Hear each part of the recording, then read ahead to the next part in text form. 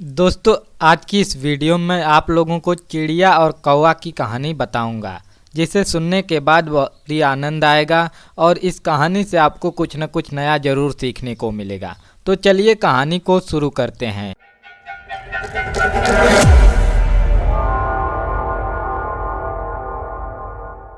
एक समय की बात है।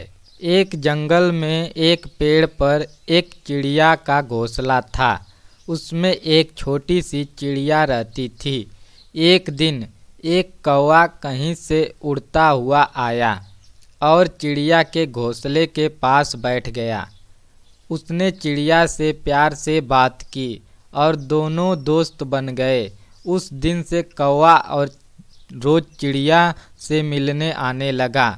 दोनों खूब बातें करते थे और एक दूसरे के साथ समय बिताते थे।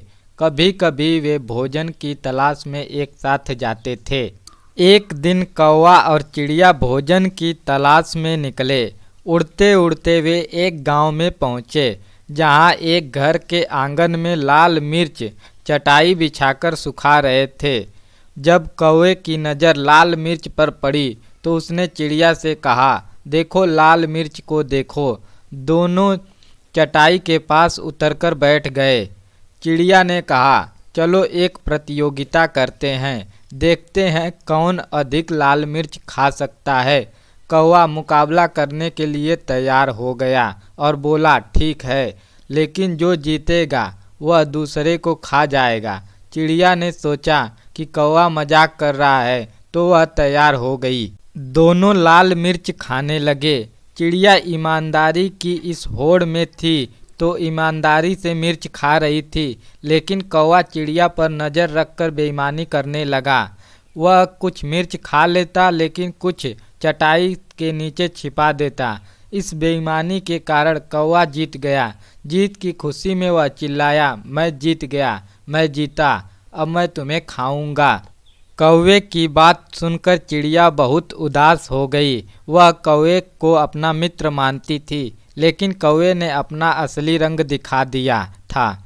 कौवा चिड़िया को खाने के लिए उतावला होने लगा। तब चिड़िया बोली, ठीक है, तुम मुझे खा सकते हो, लेकिन आओ मुझे खाने से पहले अपनी चोंच धो लो। पता नहीं तुम क्या खाते हो और तुम्हारी चोंच बहुत गंदी हुआ करती थी। कौवा चिड़िया की बात मान गया और उड़कर नदी किनारे चला गया। जब उसने नदी से पानी मांगा तो नदी ने कहा, मैं तुम्हें पानी देने को तैयार हूँ, लेकिन पहले एक बर्तन ले आओ। इसमें आपको जितना पानी चाहिए उतना ही ले जाइए। कौवा उड़ता हुआ कुम्हार के पास गया और उससे एक घड़ा बनाने को कहा। कुम्हार ने कहा, मैं तुम्हारे लिए एक बर्तन बनाऊंगा, लेकिन उसके लिए मुझे मिट्टी की ज़रूरत पड़ेगी। अभी मेरे पास मिट्टी नहीं है, मुझे कुछ मिट्टी लाओ। कौवा उड़ता हुआ खेत में पहुंचा और अपनी चोंच से मिट्टी खोदने लगा।